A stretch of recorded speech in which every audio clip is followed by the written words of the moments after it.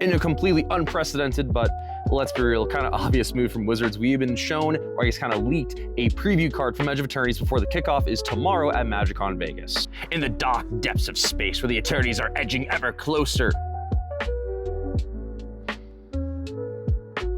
Not what I meant, but we have a new colorless planeswalker of Tezzeret. This is gonna be Tezzeret Cruel Captain. Cruel Captain is Tezzeret's first ever colorless form. He starts at 4 loyalty, costs 3 mana. He has a passive that whenever an artifact ETBs, you get a loyalty counter onto him.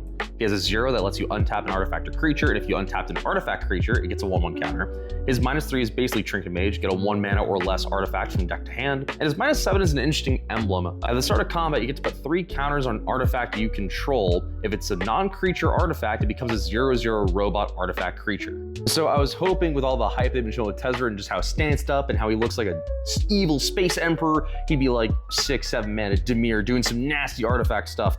But this feels a lot more tame. This is like a Darth Vader to Kylo Ren kind of pipeline.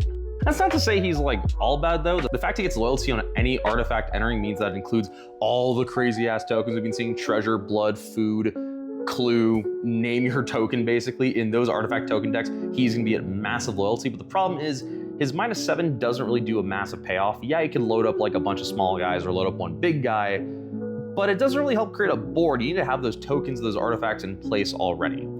I really see him more as infinite -3 Trinket Mage to get back all of the crazy artifacts you want to Commander. Soul Ring, Shadow Spear, Skull Clamp, Mana Vault, rest in peace mana crits, but you get my point. You're trying to get all these really cheap but very good artifacts from your deck to your hand every turn. And that's not to say he won't be good in other formats. I mean, we haven't seen the rest of Edge of Eternities yet, so for all we know, some crazy artifacts on the horizon. I could see him making a place in Vintage and Legacy with just the litany of cheap and stupid crazy artifacts that are in those formats. But what do you guys think? Were you hoping for the Darth Vader Tezzeret like I was?